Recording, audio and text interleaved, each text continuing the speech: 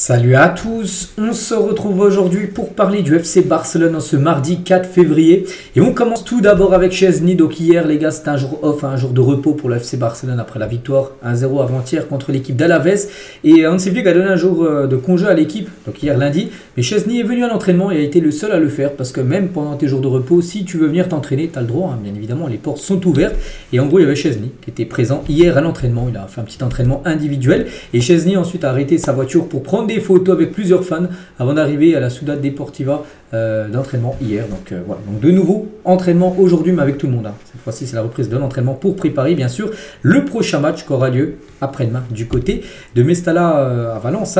Ce sera un match de Coupe du Roi. Et tiens, vu qu'on parlait de Szczęsny, il y a 5 mois, jour pour jour, Szczęsny a pris sa retraite du football. C'était un 4 du mois en gros. Il est désormais invaincu lors de ces 7 matchs qu'il a joué pour Barcelone parce que depuis il est sorti de sa retraite pour bien sûr rejouer en carrière et signer du côté du FC Barcelone. On continue, on va parler de ça. Donc officiel, Nico Gonzalez rejoint Manchester City pour 60 millions d'euros. On se dit mais pourquoi on parle de ça? C'est un épisode spécialisé sur le Barça. Pourquoi on parle d'un joueur de Porto qui quitte Porto pour rejoindre City? Parce que ce joueur a été formé à la Masia, au centre de formation du FC Barcelone, et le Barça va recevoir un pourcentage bien sûr sur cette somme de 60 millions d'euros. Le Barça va recevoir 10,3 millions d'euros de l'accord. Donc voilà, Nico Gonzalez les gars, ancien joueur, bien sûr, formé à la Masia. Et Nico était déjà proche de rejoindre Manchester City en 2018, mais il a décidé de rester et d'essayer de réussir au Barça. Ce qu'il a fait, il a réussi au Barça. Puis après, après, il avait peu de temps de jeu, c'est pour ça après qu'il est parti à Porto et maintenant il va jouer à Manchester City. Et Busquets, tiens, en 2022, il disait, dans le style du Barça, ma position est un peu compliquée à exécuter. Il n'y a plus de joueur avec ce profil maintenant de pivot comme il était avant quand il jouait au FC Barcelone, Busquets. Mais je pense que Nico Gonzalez pourrait être le meilleur joueur pour cela. Bon, le problème, c'est que voilà, il avait quitté le club quelques semaines après, bien sûr, cette déclaration de Busquets. Mais voilà, pour Busquets, la relève aurait pu être Nico Gonzalez.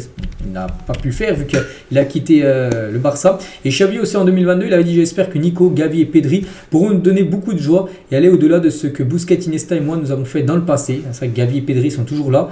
Mais Nico aussi voyait aussi ce trio, être le trio à l'époque de Busquets, Iniesta, Xavi, il est remplacé par Nico, Gavi et Pedri. On sait que Nico, du coup, il est parti. C'est vrai qu'il y avait beaucoup d'attentes sur ce joueur, mais le problème c'est que vu qu'il jouait pas tout le temps, il a préféré partir. Et maintenant, on peut voir qu'il rejoint bien sûr l'Angleterre.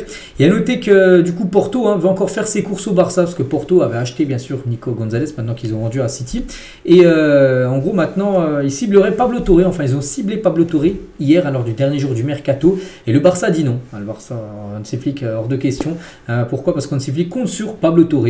Voilà, du coup, il reste au FC Barcelone. Donc, voilà ce qu'il y a à dire sur Nico Gonzalez. Surtout, la grosse info, c'est que le Barça récupère comme 10 millions d'euros dans l'opération. De base, normalement, ça devait être 24%. Donc, voilà, ça devait être plus d'argent. Mais c'est un peu moins en gros. Parce qu'en gros, je sais pas, il y a une nouvelle formule qui a été faite par l'équipe de Porto. En gros, voilà, le Barça reçoit 10 millions d'euros grâce au transfert de Nico Gonzalez du côté de Manchester City. A noter qu'hier, lors du dernier jour également du mercato, Al-Shabaab a offert 15 millions d'euros au Barça pour Ansu Fati, mais le joueur a refusé. Voilà, Ansu Fati, il a préféré rester au FC Barcelone, même si le Barça poussait comme sur ce mercato hivernal pour le faire partir. La fin du compte, il reste, parce que maintenant on n'est plus en période de mercato. Donc Fati, n'oubliez pas, il est quand même le troisième joueur le mieux rémunéré de l'équipe de Barcelone, aux côtés de Rafinha et Koundé. Les trois là sont troisième ex-aequo, parce que devant il y a De Jong et Lewandowski, les deux joueurs qui touchent le plus d'argent. Comme Fati gagne entre 13 à 14 millions d'euros bruts par saison. Donc le problème c'est qu'il gagne beaucoup d'argent mais il joue très peu, c'est pour ça que le Barça aurait préféré le vendre, mais le joueur souhaite rester au club. Il partira peut-être l'été prochain du coup. Voilà ce qu'il y a à dire sur ce mercato qui a été quand même très, très discret du côté du FC Barcelone.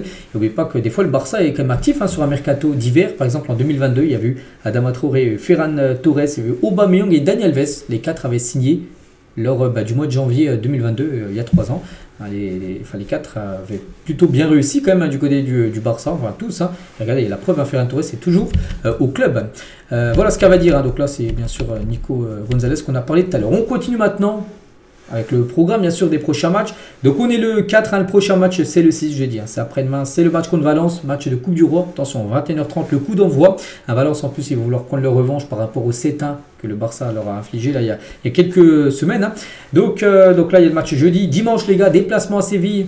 En plus le Barça connaîtra la veille le match entre le Real Madrid et l'Atlético. C'est un match nul, hein, ce qui arrangerait bien sûr le FC Barcelone. En cas de victoire contre Séville, hein, le Barça reviendra dans les pas bien sûr des deux Madrid. Ensuite il y a Vallecano, Las Palmas, après la Real Sociedad. A noter qu'il y aura également bien sûr, s'il y a qualification pour les demi-finales à la Coupe du Roi, les matchs seront mis aussi dans ce calendrier, aussi les huitièmes de finale de Ligue des Champions, en attendant bien sûr de voir qui sera l'adversaire du FC Barcelone. Et concernant le match de Coupe du Roi, donc Ortiz Arias arbitrera le match de Coupe du Roi. Voilà, c'est cet arbitre contre Valence là. Et avec Pizarro Gomez qui sera l'arbitre à la VAR. Voilà pour cette partie.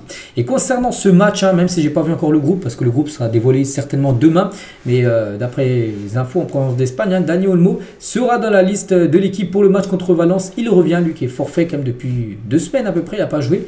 Il pourra faire son grand retour pour le match après-demain. Dani Olmo, c'est plutôt bien sûr une très bonne nouvelle.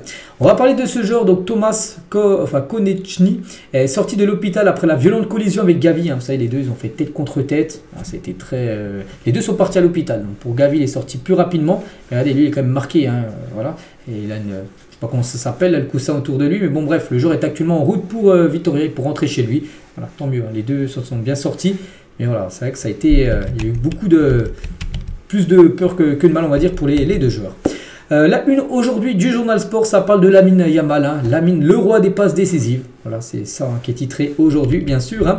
Et c'est que Lamine Yamal, en plus de ses passes D, lors du dernier match contre Alaves, il a tenté 21 dribbles contre Alaves, le plus grand nombre en un seul match de Liga depuis Léo Messi en 2007. Il y a plus de quasiment 20 ans les gars, donc c'est fou les gars. Tous les dribbles réussis bien sûr par Lamine Yamal. Et toujours avec lui, donc le réalisateur espagnol Santiago Segura a offert à Lamine Yamal un rôle d'acteur dans un film à venir. Lamine n'a pas encore donné son feu vert car il est pleinement concentré sur sa carrière de footballeur. Mais voilà, un acteur, enfin pas plutôt un réalisateur de film aimerait que Lamine Yamal soit dans un de ces films là. Bon, pour l'instant, peut-être pas maintenant, peut-être plus tard bien sûr, ou quand il aura du temps de repos, mais là, bien sûr, il se focus à 100% sur sa carrière de footballeur. On va parler de Frenkie de Jong, a complété toutes ses passes contre Alaves, donc en gros, il a réussi toutes ses passes, je sais pas, il a tenté peut-être 50, il a réussi ses 50 passes, aucune loupée pour Frenkie de Jong qui a fait vraiment une belle rentrée en jeu contre Alaves avant-hier.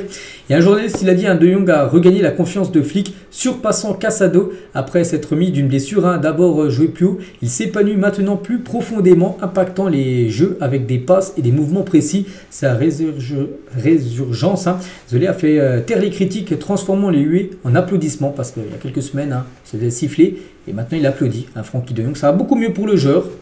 Tant mieux, si on retrouve le De Jong, les gars, prime il y a quelques années. Ce serait bien sûr incroyable pour le Barça. On va parler de Lewandowski, encore 3 matchs à jouer cette saison, au cours duquel s'il joue au moins 45 minutes, son contrat sera automatiquement renouvelé jusqu'en 2026, parce que là, son contrat de base se finit là, dans 5 mois. Mais en gros, il avait un bonus, en gros une clause que s'il jouait tant de matchs, il lui reste plus que 3 matchs à jouer. S'il joue au moins la moitié de ces 3 matchs-là, et son contrat sera prolongé d'une année supplémentaire. Le Barça n'a pas l'intention de remplacer Albert Sanchez en tant qu'entraîneur de l'équipe réserve, un entraîneur B. Le club croit que l'amélioration de l'équipe dépend de meilleures performances des joueurs et n'envisage pas un changement dans le personnel d'entraîneur. Donc voilà, parce que l'équipe B aussi, il y a pas mal d'infos. Voilà, en gros, qu'il aurait pu avoir un changement de coach, mais non les gars. Le Barça garde bien sûr Albert Sanchez au poste d'entraîneur. Cubarsí do Cabri contre Alaves, donc c'est un journaliste de Mundo Deportivo qui a dit ça, par sa solidité défensive, prouvant qu'au-delà de sa capacité à jouer avec le ballon, il est un défenseur central fiable. À seulement 18 ans, il a fait preuve de vitesse, de positionnement et de leadership dans la ligne défensive haute, forçant l'adversaire à commettre 11 hors-jeu lors de la dernière rencontre contre Alaves. Donc vraiment c'est du grand art, on peut dire, pour Cubarsí. Et tiens, en finissant avec lui, en finissant cet épisode d'aujourd'hui, donc en 2012, le Barça a aligné comme une équipe de départ de 11 joueurs de la Masia. Match en 2012, là il y a 13 ans. Les 11 joueurs titulaires avaient été 11 joueurs de la Masia. 13 ans plus tard, le Barça peut de nouveau répéter cet exploit. Si par exemple Hansi Flick compose cette équipe-là, c'est que des joueurs qui sortent du centre de formation. Inaki Pena, Baldé, Eric Garcia, Cubarsí, Hector Fort, défenseur droit, Casado, Fermin Lopez, Gavi au milieu de terrain. Et devant, donc il y a, je n'arrive pas trop à voir, Gelé Fedez, je n'arrive pas trop à voir, il y a Daniel Mo et Lamine Yamal. Voilà, si tu mets tous ces joueurs-là titulaires, tu pourrais recréer tout simplement cet exploit. Donc voilà les gars ce qu'on va dire aujourd'hui sur le FC Barcelone. Donc nous on se retrouve demain, bien sûr, on commencera à parler du match, bien sûr, prévu après-demain contre Valence. Je vous souhaite une très bonne journée et à demain.